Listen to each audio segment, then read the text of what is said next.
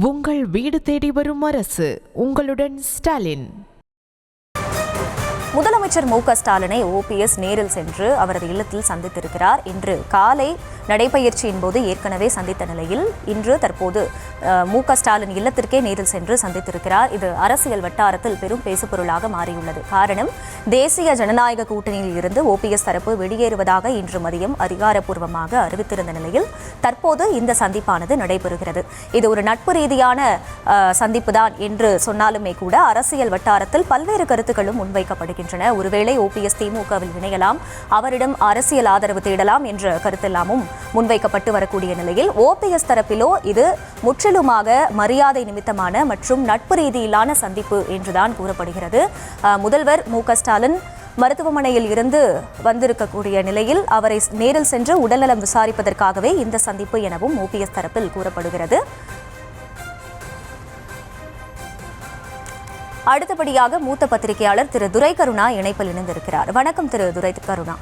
முதலமைச்சர் மு.க.ஸ்டாலினை வணக்கம் சார். முதலமைச்சரை ஓபிஎஸ் இப்ப நேரில் சென்று சந்திக்கிறார். நட்பு ரீதியிலான சந்திப்பு தான் அப்படின்னு சொன்னாலுமே கூட தேசிய ஜனநாயக கூட்டணியில இருந்து வெளியே வரும்னு சொன்னதுக்கு அப்புறமா இந்த சந்திப்பு நிகழ்றது.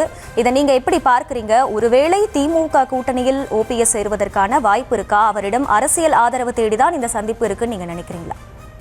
இல்ல, 100% இதுல எந்தவித உண்மையும் இல்லை.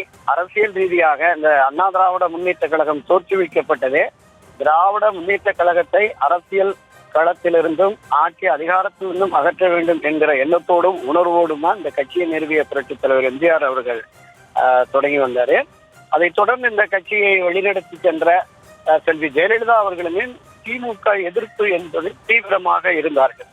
இந்த இரண்டு தலைவர்களின் வழியில் பயணித்து வருகிற திரு ஓபிஎஸ் அவர்கள் ஒருபோதும் திமுக ஆதரவு நிலையை எடுப்பதற்கு 100% வாய்ப்பே இல்லை. இது நீங்க குறிப்பிட்டது மாதிரிதான் யதார்த்தமாக ஒரு நட்பு ரீதியிலான மனிதாபிமான அடிப்படையில் பரஸ்பரம் ஒரு முதலமைச்சர் உடல்நலக் குறைவாக மருத்துவமனையில் இருக்கிற போதே அவரை மருத்துவமனைக்கு சென்று சந்தித்து நலம் விசாரிக்க அவர் விரும்பினார். திரு ஓபிஎஸ் அவர்கள் மருத்துவமனையிலிருந்து வீடு திரும்பியதும் பார்க்கலாம் என்று முதலமைச்சர் தரப்பிலிருந்து தெரிவிக்கப்பட்டது. இன்று காலை தற்செயலாக நடைபயிற்சியின் போது இருவரும் சந்தித்த போது முதலமைச்சர் வீட்டுக்கு வருமாறு, வீட்டுக்கு வாங்க பேசுவோம் அப்படின்னு சொன்னதன் அடிப்படையில ஏற்கனவே மருத்துவமனையில் சந்திக்க அனுமதி கேட்ட அந்த விஷயத்தையும் உள்வாங்கி இந்த சந்திப்பு என்பது இப்போது முதலமைச்சர் இல்லத்திலே சந்தித்திருக்கிறார்கள். இது அரசியல் ரீதியாக பார்க்கப்படக்கூடாது. ஆனா இரண்டு தலைவர்கள் கருத்து வேறுபாடு மனமாச்சரியத்தோடு எதிரும் புதிருமான அரசியலை நடத்துவர்கள் சந்திக்கிற பொழுது அதுக்குள் ஏதோ ஒரு உள்ள அரசியல் இருப்பதாக கருதுவது என்பது நிச்சயமா ஏற்புடையது அல்ல என்பதுதான் என்னுடைய பார்வை.